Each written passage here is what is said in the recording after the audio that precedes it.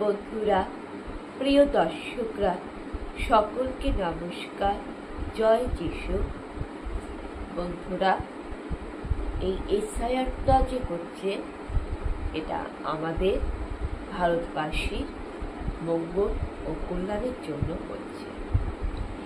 এই এসআইআর হলে ভারতবর্ষে অনেক অনেক বহিরাগত বিদেশি শত্রু, বাংলাদেশি, পাকিস্তানি, মৌলবাদী, রোহিঙ্গা সব চলে যাবে। আমাদের দেশটা একটা জঞ্জাল আবর্জনা মুক্ত হবে এবং পরিচ্ছন্নতা বজায় থাকবে এবং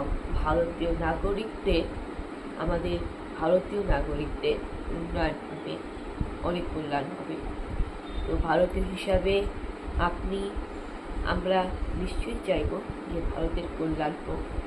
সুতরাং আমাদের নাগরিকের যে মৌলিক কর্তব্য আর যেটা সংবিধান বলেছে সেটা আমাদের পালন করতে হবে, যে রাষ্ট্রের জন্য রাষ্ট্রের পাশে থাকা, রাষ্ট্রকে সহযোগিতা করা, যে কোনো কাজে রাষ্ট্রের সাথে থাকা।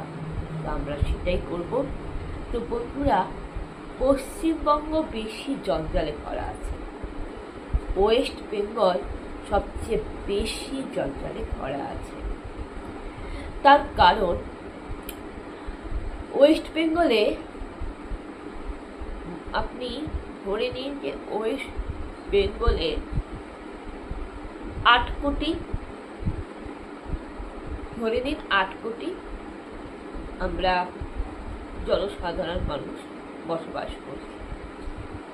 এবার ধরে নিন ওই 8 কোটি থেকে প্রায় 1 কোটি হচ্ছে মৃত ভোটার, যেটা হচ্ছে ডেড। তো এই মৃত ভোটার কি করে ভোট দেয়?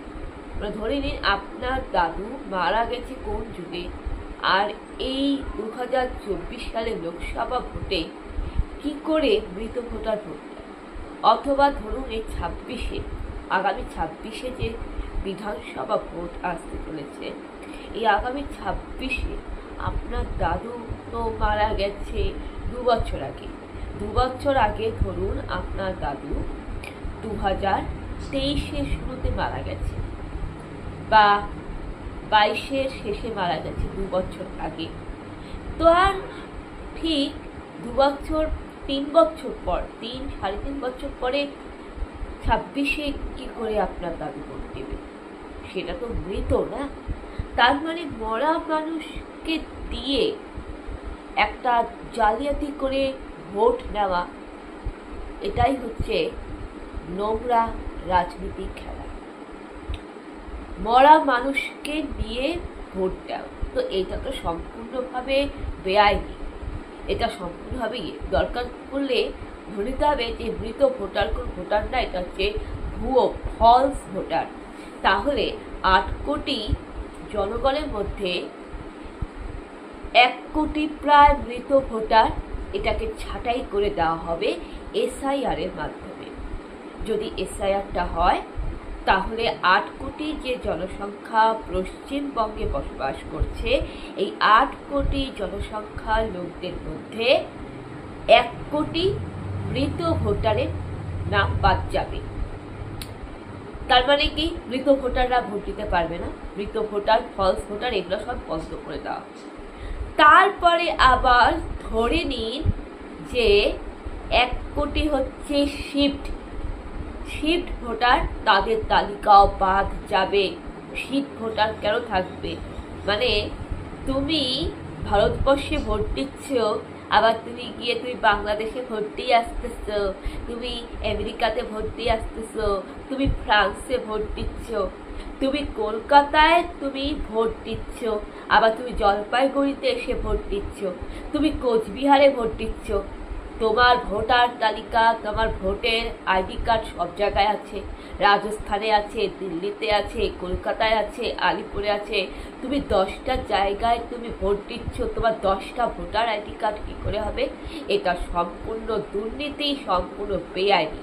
তাই এই এসআইআর এর মাধ্যমে এই 1 কোটি শিফট ভোটার, যারা 10 জায়গায় ভোট দেয়, তাদের তালিকা বাদ যাবে। আর আমি বলবো অবশ্যই এদের তালিকা বাদ দেওয়া উচিত, কারণ এটা আইনের চোখে সবচেয়ে বড় অপরাধ, এটা সংবিধানের চোখে সবচেয়ে অপরাধ।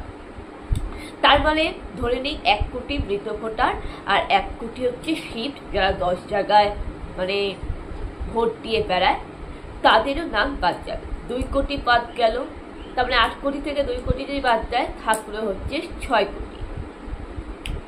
6 কোটি থাকলো। এবার 6 কোটি ভোটারের মধ্যে 2 কোটি ভোটার হচ্ছে বাংলাদেশি অনুপ্রবেশকারী, রোহিঙ্গা, মৌলবাদী, বিদেশি শত্রু, এরা বাদ পড়ে গেল। তাহলে থাকলো কত? থাকলো হচ্ছে 5.5 কোটি। এবার 5.5 কোটি ভোটারের মধ্যে 1/2 কোটি 50 লাখ ধরে নিন যারা দেশদ্রোহী, যারা বাংলাদেশে দালালি করে, যারা ভারত মায়ের নুন খেয়ে ভারত মায়ের সুযোগ সুবিধা নিয়ে ভারত মাকে ভোট দিচ্ছে, ভারত মাকে ট্যাক্স দিচ্ছে, ভারতের থেকে নাগরিকত্ব লাভ করছে, দেশের খেয়ে দেশের পরে ভারত মায়ের সন্তান হয়ে কুলাঙ্গার সন্তান, ঘরশত্রু বিভীষণ, যারা দেশের বিরুদ্ধে যাচ্ছে, তাদের নামও বাদ পড়া উচিত। থাকলো কত? থাকলো হচ্ছে 5 কোটি। তো 8 কোটি থেকে 3.5 কোটি ভোটার চলে গেল, থাকলো হচ্ছে 5 কোটি। এই 5 কোটি ভোটার হচ্ছে আমরা দেশের প্রকৃত জনগণ, আমরা দেশের প্রকৃত নাগরিক। এই 5 কোটি ভোটার হচ্ছে ভারত মায়ের প্রকৃত সন্তান, একেবারে অরিজিনাল নাগরিক ভারতের। এই 5 কোটি ভোটারের নাগরিকত্ব থাকবে, 5 কোটি ভোটারেই ভোটার আইডি কার্ড থাকবে, 5 কোটি ভোটার দেশকে ভোট দিবে, দেশের ভোট দেওয়ার গণতান্ত্রিক অধিকার রয়েছে। এই 5 কোটি ভোটার নাগরিকের সুযোগ সুবিধা পাবে আর ভারতবর্ষের কল্যাণ পাবে।